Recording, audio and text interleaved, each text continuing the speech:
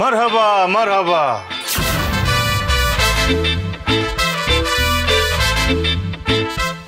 আল খায়ের হাবিবি, আল হাবিবি।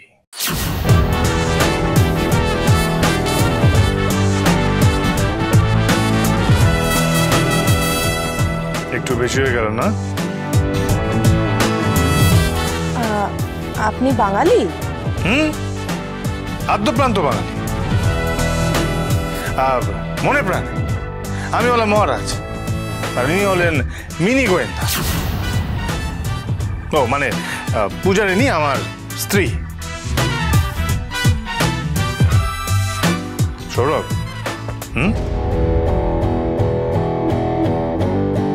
আরে আপনি তো দাঁড়িয়ে রইলেন, বসুন বসুন। আপনার মুখে তো একদম কুলু পেটে গেল। আরে বসুন। চিনতে পারছেন আপনি আমাদের? আমাদের কিন্তু আপনাকে ভীষণ চেনা চেনা লাগছে, ভীষণ, মানে খুব। আরে ধুর, কি ঠাট্টা করছেন বলুন তো?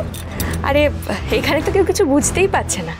আমি বলছি, আসলে প্রিয়াঙ্কা দিদির সাথে আমার বড় ভাসুরের বিয়ে ঠিক হয়েছে, তো আশীর্বাদও হয়েছে কাল। তাই ওনার দেওর ওনার সাথে একটু ঠাট্টা তামাশা করছে, এই আর কি। ও বুঝেছি, তাহলে এটা পূজা আর মহারাজেরই পাতা ফাঁদ। আমার জীবনটা শেষ করে দেবে বলে উঠে পড়ে লেগেছিল, শেষ করেই ছাড়ল। প্রিয়াঙ্কা কোথায়? তুমি তো আমাকে বললে না যে তোমার আশীর্বাদ হয়ে গেছে? যাই হোক, খুব ভালো খবর, কংগ্রাচুলেশনস। আসলে কি বলুন তো, এই পুরো ব্যাপারটাই না নিজেদের মধ্যে করা হয়েছে, তাই ওরকম ভাবে কাউকে বলার সুযোগ হয়নি। প্লিজ কিছু মনে করবেন না। বলে দিন, বলে দিন। বলছেন না কেন? Better late than never. মানে এটা তো ওই ধূর্ত শেয়াল, তো সেই জন্যে। হ্যাঁ হ্যাঁ, উনি ধূর্ত শেয়াল। হ্যাঁ সেই তো, ঠিকই। গেল, সব গেল, আমার সব শেষ আজ। ম্যাডাম, আপনি একটু বিচলিত হবেন। আসলে আমার একটা খুব খারাপ সেন্স অফ হিউমার আছে। একমাত্র প্রিয়াঙ্কা বৌদি আমার জোকসটা ধরতে পেরেছে, তাই না প্রিয়াঙ্কা বৌদি? হ্যাঁ, জোকস জোকস আমরা একে অপরের সাথে ভীষণ ঠাট্টা করি আসলে।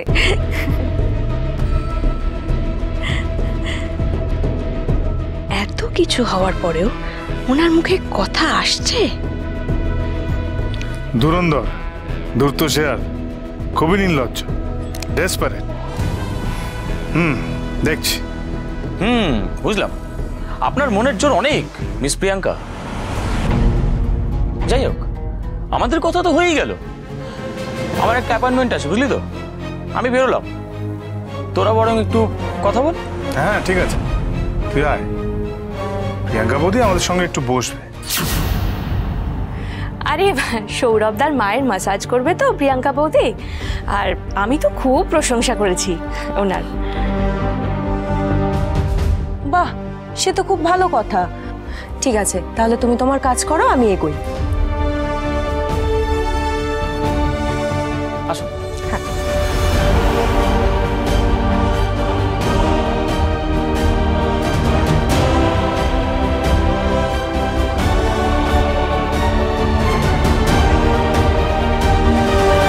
আর একটা দিনের অপেক্ষা সোমনাথ, আর একদিন পরে প্রিয়াঙ্কা এবাড়ির বউ হয়ে আসবে। থ্যাংক ইউ মা, এভাবে আমার পাশে থাকার জন্য, আমাকে সঙ্গ দেওয়ার জন্য। আমি তো সবসময় তোর সঙ্গেই আছি। তবে হ্যাঁ, এরপর থেকে তোর সুখ দুঃখ ভাগ করে নেওয়ার জন্য আর একজন চলে আসবে। মা, সবার আগে তুমি। হ্যাঁ, প্রিয়াঙ্কা এলে আমি একটু ভরসা পাই। আমার নিজের বলতে তো তোমরাই বলো,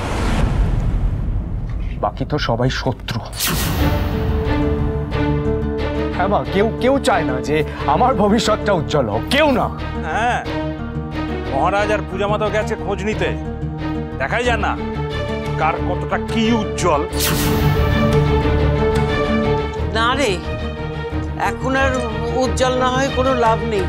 আমরা তো কেউ চাই না যে ওর ভবিষ্যৎটা অন্ধকার হোক। আমাদের চাওয়া না চাওয়ার উপর তো কিচ্ছু নির্ভর করছে না মাসিমা। আমার না খুব ভয় ভয় করছে। আমার তো মনে হচ্ছে না ওর ভবিষ্যৎটা খুব উজ্জ্বল। এই জয়া, তুই চুপ কর তো। কদিন ধরে লক্ষ্য করছি তুই ওদের সবার সঙ্গে তালে তাল মেলাস। তোর থেকে এটা এক্সপেক্ট করি না। পারে আমার যদি কিছু মনে হয় আমি বলতে পারবো না? যা বলবি বুঝে বলবি। সবার আগে মনে রাখবি যে তুই আমার বোন, আমার ছোটবেলাকার সাথী। আমার কিসে ভালো লাগে কিসে খারাপ লাগে সেটা তুই বুঝবি না তো কে বুঝবে রে? বাকি আর সবার মতন তুইও ঘরের শত্রু বিভীষণ হয়ে যাস না। কে যে তোমার সত্যি করে শত্রু সেটা যদি তুমি বুঝতে। হ্যাঁ বুঝি, বুঝি আর জানিও। আমার নিজের ছেলে আর তার পাঁচাল বউ। আমরা কিন্তু অপেক্ষা করে আছি। প্রিয়াঙ্কা ফ্রড। আপনি এখনো সত্যিটা বলবেন না? দেখুন, আমরা কিন্তু আপনাকে একটু হ্যারাস করতে চাই না, আর আপনি আমাদেরকে হ্যারাস করুন আমরা সেটাও চাই না। কারণ আমার দাদা মনে হয় সত্যি সত্যি আপনাকে ভালোবেসে ফেলেছে।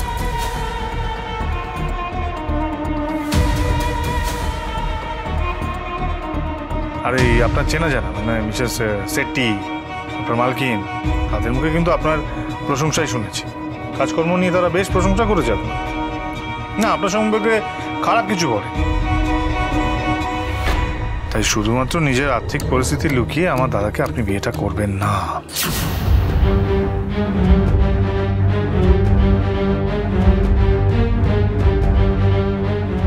আপনি বিশ্বাস করুন প্রিয়াঙ্কা দিদি, আমরা কিন্তু আপনাকে সাহায্য করব বলেই এসেছি।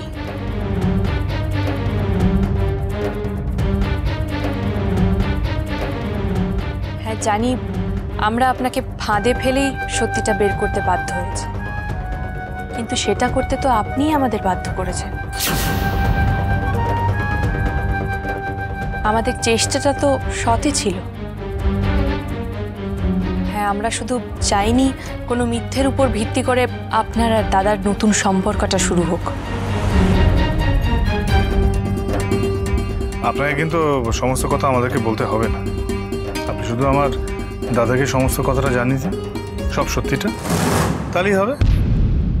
মানে যা সত্যি সেটা আপনি আমার দাদাকে খুলে বলবেন।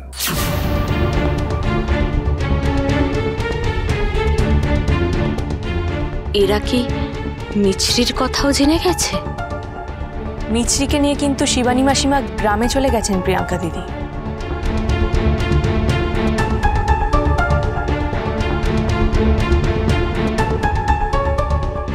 আপনি কল্যাণীর বন্ধু?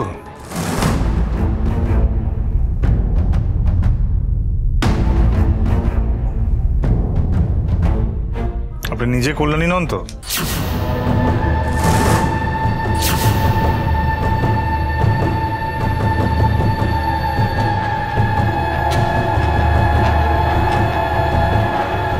এবার মনে হয় আপনার মুখ খোলা উচিত। আমরা তো যা বলার বললাম, আপনার তো কিছু বলার আছে আমাদেরকে।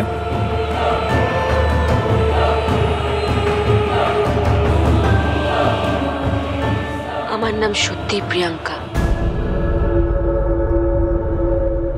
আমি নাম ভাড়াইনি।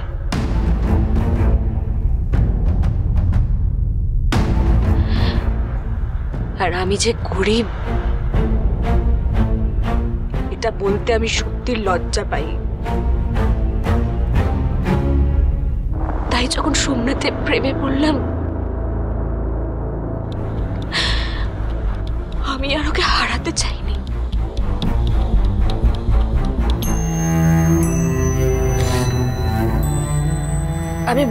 আমি বলেছি আমি দুবাইয়ের হিরে ব্যবসায়ীর মেয়ে, কারণ ওটাই আমার স্বপ্ন।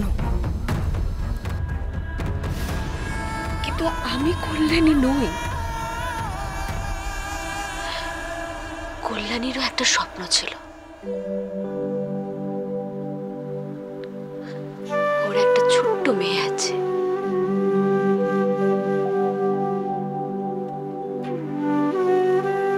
মিছরি,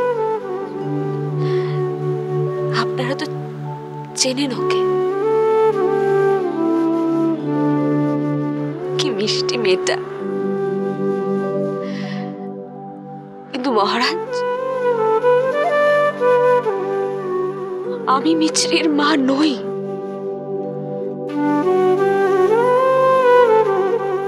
আমি এতটাও নিষ্ঠুর নই যে নিজের মেয়েকে অস্বীকার করব।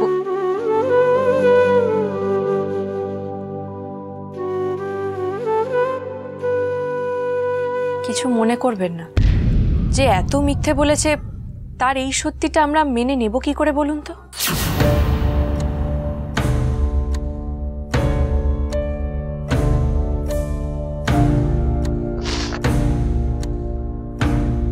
আমি খুব গরিব, তোমার থেকেও গরিব। তোমার তো নিজের একটা ডালার দোকান রয়েছে, কিন্তু আমার তো তাও নেই। তোমার পরিবার আছে নিজের, কিন্তু আমার নেই। আমি অনাথ, একেবারে অনাথ।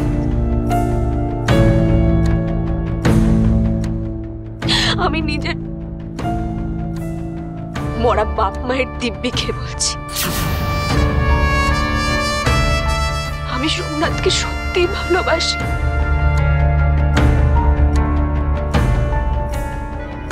সরি মা, আমি তোমার জন্য জীবনে অনেক ভুগেছি। আর নয়, তুমি আজ থেকে আমার জন্য মৃত। আমি তোমায় আর মিছরিকে আজ থেকে আমার জীবন থেকে মুছে ফেললাম। এত ভাববেন না প্রিয়াঙ্কা, আমি আপনার ভাবনাকে সহজ করে দিচ্ছি। সেটা কিভাবে মিস্টার মাথা গরম? শুনুন প্রিয়াঙ্কা, আপনি আমার দাদাকে সমস্ত কিছু খুলে বলুন। হ্যাঁ প্রিয়াঙ্কা দিদি, পরে সবটা জানাজানি হওয়ার থেকে আপনি এখনই সবকিছু বলে দিন। আর সৌরভদা কিন্তু অনেক বড় পুলিশ অফিসার, চাইলে আপনার নারী নক্ষত্র 1 মিনিটে জেনে ফেলতে পারেন। আমি শুধু এটাই চাই যে আপনি আমার দাদাকে সমস্ত সত্যিটা নিজের মুখে বলুন। না, আমি বলছি না মাকে বলতে। মা যদি জানতে পারে তাহলে কিন্তু কোনোদিনও আপনাকে মেনে নেবে না।